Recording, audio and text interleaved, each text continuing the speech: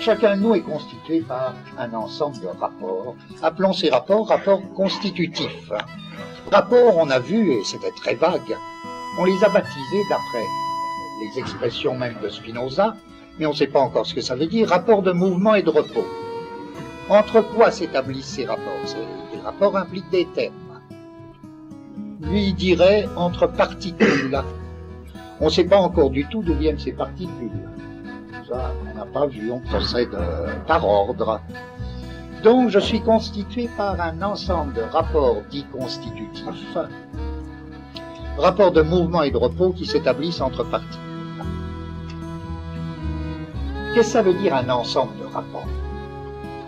Donc, qu'est-ce qui va définir l'ensemble des rapports constitutifs de telle chose comme un ensemble lorsque je dis un corps? Là, on n'a pas le choix. Il faut bien que d'une certaine manière, ce que j'appelle les rapports constitutifs ne cessent de se composer les uns les autres et de se décomposer les uns dans les autres. Je dirais chaque chose consiste ou persévère dans la mesure où les rapports qui la constituent ne cessent de passer les uns dans les autres, c'est-à-dire de se décomposer du plus complexe au plus simple et de se recomposer du plus simple au plus complexe. La nature étant l'infinité des rapports qui passent les uns dans les autres. Donc c'est ça, la nature avec un grand N. Or, vous ou moi, ou toutes les choses que nous connaissons d'ailleurs, selon Spinoza, nous ne sommes pas seulement des corps, nous sommes aussi des âmes. Et qu'est-ce que ça veut dire une âme? C'est pas difficile chez Spinoza. Une âme, c'est un mode de la pensée. Et nous sommes indissolublement corps et âme. Spinoza va même jusqu'à dire toute chose est animée, c'est-à-dire tout corps a une âme. Ça veut dire que à tout mode de l'étendue corps correspond à un mode de la pensée âme. Donc, je suis un corps dans l'étendue, mais je suis une âme dans la pensée.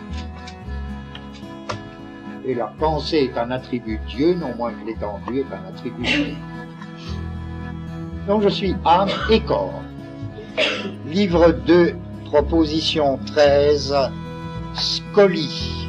Je dis en général que plus un corps est apte par rapport aux autres à être actif ou passif, donc je peux transformer la phrase sans aucune modification de fond, je dis en général que plus un corps est apte à avoir des relations de mouvement et de repos avec d'autres corps, plus son esprit est apte par rapport aux autres esprits à, il dit pas être actif ou passif, il dit à percevoir plus de choses à la fois.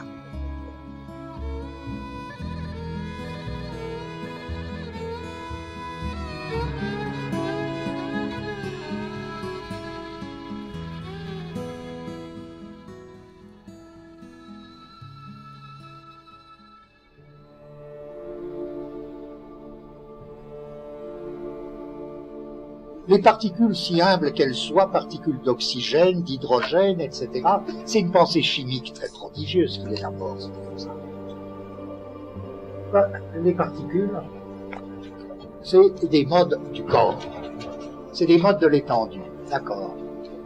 Les modes de la pensée, c'est des perceptions. Toute particule est animée, toute particule a une âme. Qu'est-ce que c'est que l'âme d'une particule? À tout corps, si simple qu'il soit, même la particule la plus élémentaire, vous ne pouvez pas la séparer d'un pouvoir de discernement qui constitue son âme. Les affinités chimiques sont sans doute le cas le plus simple du discernement moléculaire. Le mouvement et le repos moléculaire ne sont possibles dans l'étendue que dans la mesure où en même temps s'exerce un discernement dans la pensée. Tout est animé, toute particule a une âme, c'est-à-dire toute particule discerne. En sens donc, je dirais, au mouvement-repos du côté du corps répond le discernement, et c'est le discernement qui constitue l'âme de la chose. Vous voyez, ça devient très simple de dire toute particule, si petite qu'elle soit une âme, ça veut dire uniquement Dans l'étendue, elle bouge, elle reçoit des mouvements et elle donne des mouvements, elle est en mouvement, et par là même dans la pensée, elle est en perception, elle est en état de discernement. En d'autres termes, elle est, comment on dirait, elle a des potentialités, elle a des affinités. Pouvoir de discernement qui va très loin, parce que tantôt il est chimique. Spinoza, il dirait, j'imagine comme ça, je dis, voilà, c'est ça qu'il appelle l'âme. Le pouvoir de discernement d'une particule, c'est l'âme, ou c'est l'esprit. Pas grave, on peut appeler ça autrement. On peut appeler ça information, par exemple. Pourquoi pas? Car c'est par là, en effet, que je peux dire, en tant qu'elle discerne la particule avec laquelle elle peut se composer, une particule tend à s'unir. Voilà que je peux dire, les actions et réactions de corps sont inséparables du discernement des âmes. Discernement pour le bon ou pour le pire, pour le meilleur ou pour le pire. Pour le meilleur dans le cas des compositions de rapports, pour le pire dans le cas des destructions de rapports.